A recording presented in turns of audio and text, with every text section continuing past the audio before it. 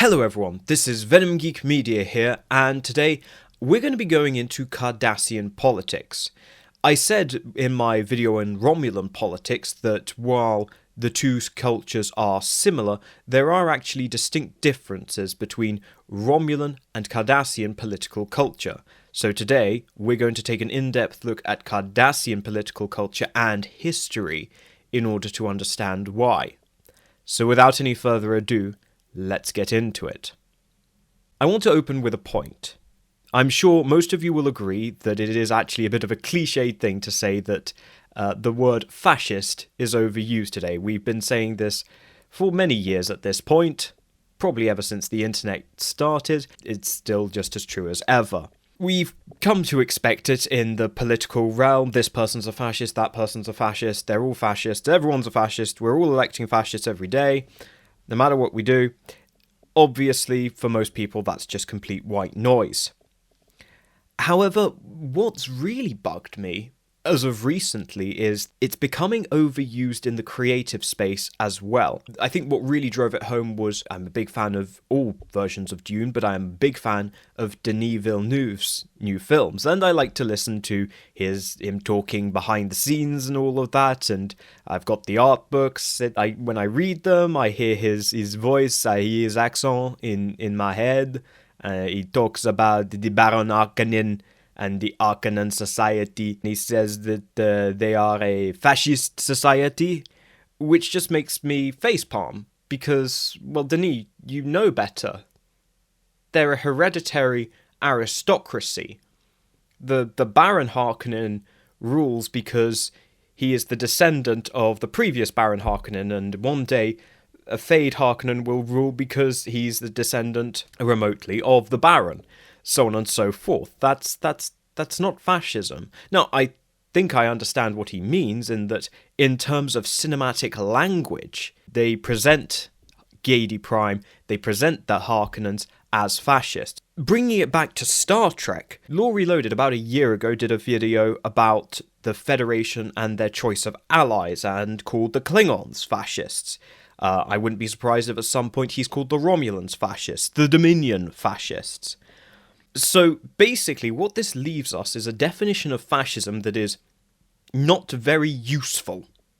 It's so wide that if you were to use it as a net to catch fascists, the gaps in the net would be so big that they could probably swim through. So I don't think it's a very useful definition, because it's basically any government that is militaristic and not a modern democracy. By that logic, Napoleon is a fascist. Most of the pre-World War I European governments, to one extent or another, would probably be called fascist. Any hereditary monarchy would be called fascist. Oh, I'm saying the F word quite a lot, and I'm just reminded that possibly YouTube may demonetize that. Maybe, maybe not. I'm not talking specifically YouTube. I'm talking purely abstractly about this, so please don't demonetize me. If they do demonetize me, consider becoming a member, or just giving a little super thanks, or giving to my PayPal. Quick shout out of the way back to it. I think to an extent with this overuse of fascism, and yes, we need to do this because we need to clear the air, because I do want to absolutely hit the nail on the head here with Cardassia, so we need to define our terms properly. So I think basically the reason that this has become the case, and that we think anything that's sort of militaristic or authoritarian is automatically fascist, is basically because of Hollywood's fault. I'm saying because, in the language of film, the language of evil equates to, well, not just fascists, but a very specific group, the German National Socialists. Now, the reason that is because the National Socialists, being the vain bastards that they were, loved filming themselves. They really could not get enough of themselves on camera. And what this meant is that we get all that footage, and you see it in documentaries. You know all the stock footage, the King Tigers driving around the circle, the big rallies, the 88mm gunfiring. You know all the things. And basically, they got to define their own aesthetic, and in so doing, because we associate them as evil, because they were one of the most obviously evil things to happen, they defined the aesthetic of evil. Filmmakers then use that aesthetic of evil for everything. And what you do implicitly, by doing that in the head of your audience, obviously you're communicating the villain is a villain because, film language, but you're also implicitly tying them to the National Socialists, regardless of what their actual ideology is. When we're looking at these villains who are presented using the same film language as with the National Socialists, we're not thinking about the villains on screen, the characters, we're thinking about those guys. Again, it's not entirely Hollywood's fault, it's because those vain bastards are able to reach out from beyond the grave to paint themselves in the light that still somewhat dignifies them. I'm of the school of thought that I don't think we should dignify them with fear. To fear something is to admit that it has power, and I don't think it does. I think it's really quite pathetic, and I think mockery against such people is the most powerful weapon. Well, that and Lancasters. Going back to a point I made earlier, is that, of course, National Socialism, linguistically speaking, has sort of consumed fascism. It's technically a subset of fascist ideology, but it's somehow taking on and saying, actually, this all belongs to us, when it doesn't. If you, with your definition of fascist, have in the back of your mind a National Socialist, then your definition is going to be way too specific. The National Socialists are weird even for fascists, who are by default pretty weird people to begin with. The point being here is that I don't think it's useful to conflate the two. I think we should make sure to maintain a distinction, and this feeds into my next point. When I am talking about fascism, I mean it in a very different sense. I mean it in the classical sense, the Italian giant chin man sense. The Italian, my hand is a helicopter, your argument is invalid sense. How about that prick's face when he saw the Gyatt? Whoa, take it easy. Don't away with the viper. Yeah, that guy. So there are no National Socialists in Star Trek, but there is a fascist one. Now, it's not the Romulans, because they are an imperialist democracy. It's not the Klingons, they are a military oligarchy. And it's not the Dominion, because the Dominion is, well, I think best described as the British Empire in space, in that for most people, most of the time, you don't even realise you're living under it, unless your leaders step out of line, in which case the Royal Navy shows up to slap you back into line. However, Cardassia most certainly is a fascist state, and it can be compared to Mussolini's Italy. So, yes, our basis of comparison here is OG Italian fascism, the good old-fashioned spaghetti and meatball. Well, no, spaghetti, you can't have spaghetti, so it's going to make you fat and lazy. So I guess it's just going to be meatballs fascism for you. This is what we're going to basically use as our basis of comparison. So there are a few things we need to understand. If you imagine politics and political development as a tree, there are different lines along which you can go down.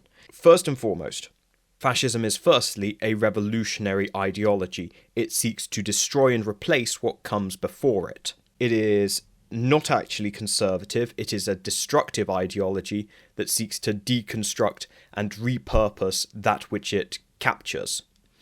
So it is a revolutionary ideology for one. Now, so you've gone down the revolutionary tree. Okay, you got your branch. Are you an internationalist or are you a nationalist? You tick the nationalist box, right? We go down here. Now, are you individualist or are you statist? So are you having this revolution for everyone's individual liberties? So everyone can live freely, somewhat liberté, égalité, fraternité, or are you doing this for centralized power? Go down the centralized power path, and that is basically fascist ideology. So it's revolutionary, nationalist, and authoritarian. And I think that's enough of a definition that it clears other more older forms of power, and it is its own distinct entity in its own right. And I think that is absolutely important, that when you go out to define fascism, you need to clearly define your terms. Okay, so is Cardassia fascist? We know that Cardassia is ruled by a military junta. A military junta in and of itself isn't inherently fascist. There's a number of reasons that a military might take over a country. Not all of them are bad reasons. Sometimes it's to protect the people from themselves. Sometimes it's to stop the country's interests being subverted by corrupted politicians. And yeah, sometimes it's because a general sees an opportunity and thinks, yeah, I'd quite like to have some palaces and get myself some nice golden revolvers. And sometimes a military coup might actually be just what you need to stave off fascists. They might make a bid for power, and it might be the military that sweeps in and says, whoa, no you don't, we're going to shoot you all now.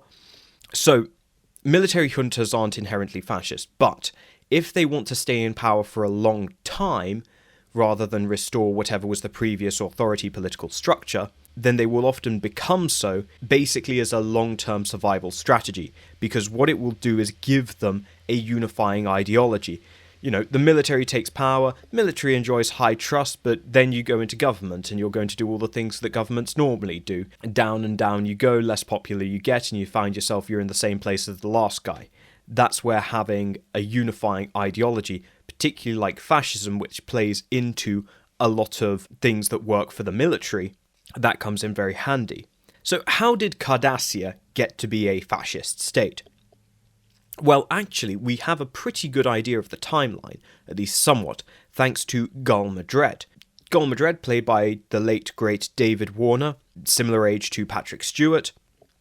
So we can imply that in Next Generation, when we meet him, he's probably in his 50s, maybe 60s. So he would have been born in the early 24th century. Call it 2300s or 2310s. Roughly that's going to be when he was born. So we know that this is actually comparatively recent history, because he talks about what life was like before the military took over. And he seems to describe it very vividly. It's not like he's describing things he was given in propaganda textbooks. It's not like he even went to school. The guy was a street rat.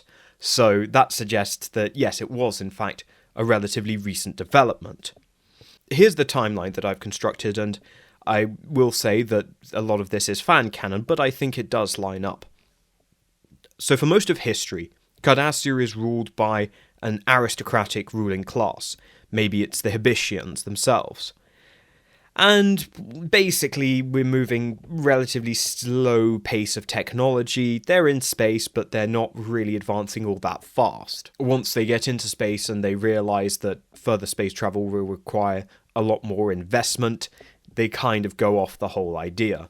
During the motion picture era, that is probably around about during the 2270s, maybe early 80s, very early 80s, like 80, 81. They fought a war with the Zenkethi. I'm not going to tell you how the war went. I'm just going to show you the ships that they fought the war with, and I will leave it to you to imagine what happened. Have you thought about it? Yeah, I think you know what happened. Yeah, Cardassia lost that war badly, and this triggered basically a massive political crisis back in Cardassia, and the ruling Hibitians now found themselves in the crosshairs of the other two branches of government, those being the legislature and the military. So in the 2280s, there is a revolution, and the Detapa Council and the military take control of Cardassia. This is where we get the modern symbol of the Cardassian Union, which is the official name of the government. It's not the Cardassian Empire. It was the Cardassian Empire. It wasn't much of an empire, but now it's the Cardassian Union. Much more egalitarian, you might notice. The symbol of the Cardassian Union, a lot of people get confused as to what it is. It's a hood, a scholar's hood, and a sword. So it's the hood and the sword representing the intellectuals, the Detapa Council, the legislature, and the sword, which of course represents the power of the military. We're not sure what exact structure it was. It's likely that this was at least some kind of partial democracy, perhaps with the military having a fairly substantial say, probably about 50-50 representation in most things. Now, what I said about your new revolutionary government often having to deal with the problems of the old government, I mean, look no further than revolutionary France having to pick up wars with England. So in the 2290s, from about 2294 to the 2310s, the Cardassians fought another series of wars, this time with the Talarians. Now I'll show you the ships they used this time. Yeah, and bearing in mind what Talarian ships look like. I'm sure you can make out that the Cardassians did a lot better in those wars, although the Talarians are, if anything, cunning and perfectly used to fighting superior foes. A lot of hit-and-run guerrilla attacks, which the Cardassians really struggled to deal with, and so the war persisted for a very long time. Now, while this is happening, the military's share of power and control in the government is steadily increasing. It's not complete, but they're weaving their way into more and more of the government because it's needed to continue the war effort. The military needs to know all these things that would normally just be matters of the state, the elected representatives. The military also needs to now have a say on these things. Education, infrastructure, so on and so forth. Eventually, when they're completely exhausted and have basically lost the political will to go on with the war, the Detapa Council signs an armistice. However, in response, a group of high-ranking military officers decide that they're going to launch a coup, and the military seizes control of the executive and the judiciary, and the Detapa Council is reduced to a rubber stamp for the military, basically. The mythos here is, of course, that they were betrayed by their cowardly, corrupt, peacenik politicians, and the military strongmen are in charge now, and they're going to give Cardassia everything that it deserves. Again, much in parallel with historical fascists who often come to power off the back of national resentment. Let's now take a look at specifically the Cardassian brand of fascism. It's fair to say that it can be best summarized as all things within the state and nothing outside of the state. Everything. Every aspect of a person's life. So one of the things that fascists quite like to do is they like to co-opt things that particularly conservative people might like and say, we like these things too. You know, we're not so different after all. They're not doing it out of the goodness of their hearts. It's because they want to use these things for their own political purposes. So, for example, the Cardassians advocate for traditional family values. This is because they serve to support the state. Family values are perfectly good, but family values must ultimately serve the greater state, of course.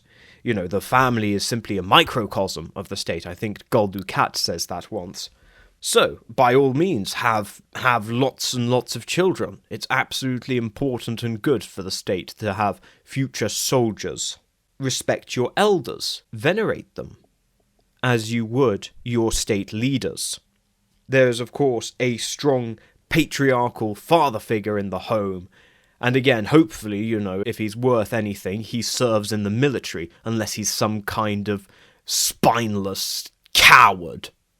And of course, Cardassian education, second to none in the entire galaxy. Education, education, and education. All so that you can grow up to serve the state that much more effectively. And if your childhood has to be sacrificed because of it, you will make that sacrifice for the state. With regards to perhaps other social things, they're about as consistent as jelly. With regards to homosexuality, we don't exactly know. I would assume that the culture is something along the lines of, well, it doesn't really serve the state, but don't ask and don't tell. Religion, and that's a real big enemy for fascists, because religion represents a higher authority than the state. We can't have that. Religion is peasant superstition, it's nonsense. The state is the only thing that you should be worshipping. The state is the only thing that you should be devoting that energy to. Finally, of course, there's the Bajoran in the room. Racialist ideologies are not needed to be a good Cardassian fascist, but it can help, particularly if you are assigned to Bajor. Not needed, but can help.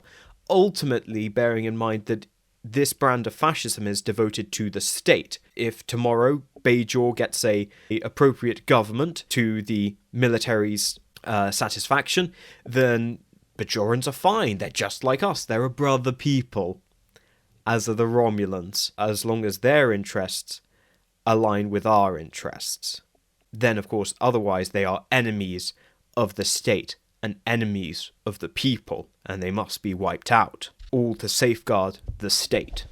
So, to conclude this rather long rant on Cardassian politics and fascism more generally, I think it's fair to say, I don't think it's a controversial thing to say, that fascism is an evil thing. It's not the only evil thing. However, that thought that is at the centre of fascism is evil. We shouldn't use the term fascism as a shorthand for all bad guys, because all you're doing is, again, you're stretching that net bigger and bigger and leaving bigger and bigger holes for those fascists to swim through. In the Cardassian school of thought, the state is all. Compare that to, as far as most of us are probably concerned, at least I hope, the state exists, or should exist, to serve and protect its people. It exists as a guardian, whether that's to protect them from nefarious invaders, protect from internal roving bands of bandits, or to ensure the health and well-being of the people. This is the role of the state. It is a protector, a shield. But in fascist ideology, the people are the state's meat shield. All people exist to serve the state. And we can see in the last death throes of fascism, at least in those countries that were most zealous in their convictions, that the state was more than willing to use its own people rather than do what honourable states do and defend its people. It used its own people to defend itself, which I think we can all agree is reprehensible and utterly vile as a belief system, to use people. That is what fascist ideology ultimately does. And that is ultimately why Cardassia became fascist, and ultimately why it failed. Because all such states will inevitably fail. So, thank you all for watching. I hope you enjoyed. That was a rather heavy video. Once again, if I have been demonetized, check if there'll be a pinned comment if I have. Leave your thoughts in the comments below, and if you wouldn't mind tossing a little bit my way, that would be greatly appreciated, and I hope you enjoyed. Thank you very much. I'll see you all next time. Thank you to my members for supporting the channel.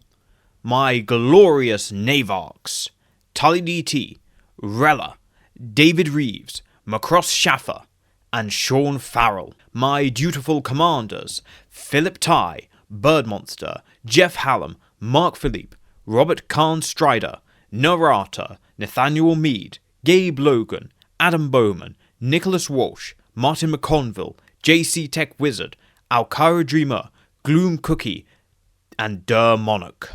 And I salute my Centurions, Pendleberry, Marcus Hall, Julian Arnott, Freedom Trooper, Okokatum Quaesto, John Nicole, Athis Collection, Tobias Klein, Mazarine, Bird of Play D3, Khan the Skektal Overlord, David Jackson, Andy Clark, and Guy Haslam. And I thank all my loyal sub-lieutenants. Thank you all for supporting the channel, and I will see you all in the next video.